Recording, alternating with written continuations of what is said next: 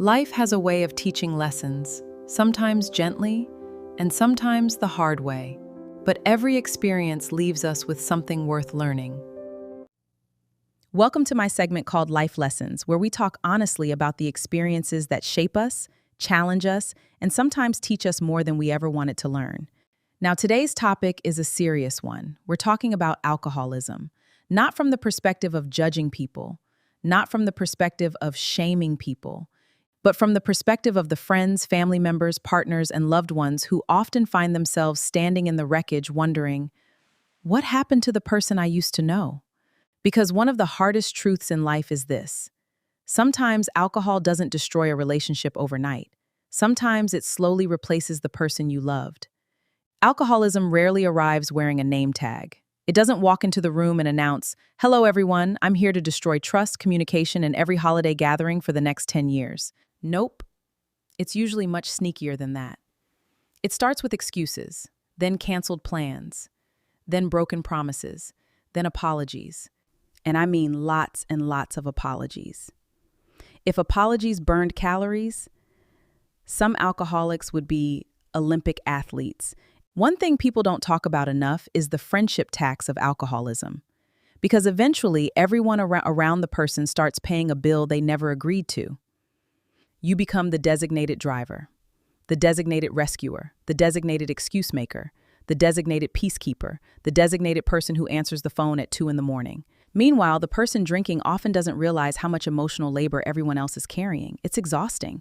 And eventually people start pulling away, not because they don't care, but because they're tired. The real damage isn't always the drinking. It's the unpredictability. People can survive mistakes. What they struggle to survive is never knowing which version of someone they're going to get.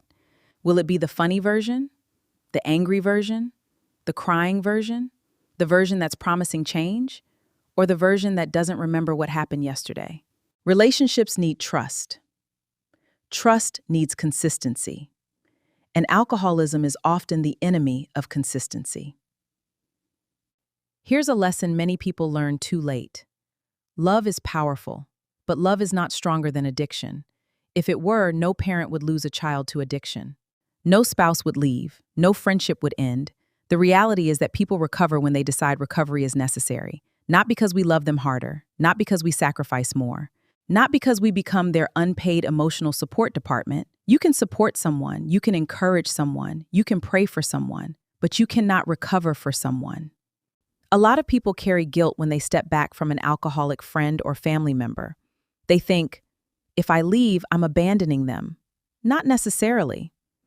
Sometimes creating boundaries is the healthiest thing you can do. Because boundaries are not punishment, they're information.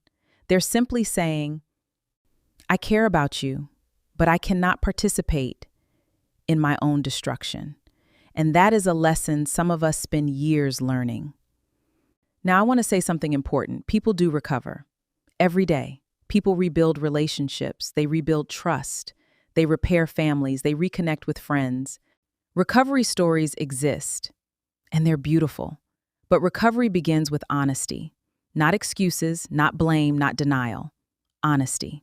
Because you cannot solve a problem you refuse to acknowledge. One of the most painful experiences in life is watching someone you care about lose a battle with alcohol. But one of the most important life lessons is understanding the difference between helping someone and carrying someone. You can walk beside people, you can love people, you can support people, but you cannot live their life for them. And sometimes the healthiest thing you can do is put down a burden that was never yours to carry. Alcohol has convinced many people they're managing just fine, while everyone around them is quietly updating their emergency contact list. Life doesn't always give us the lesson we wanted. Sometimes it gives us the lesson we needed. Until next time, take care of yourselves and each other. Life doesn't always give us the lesson we wanted, but it often gives us the lesson we needed. Take what helps, keep growing,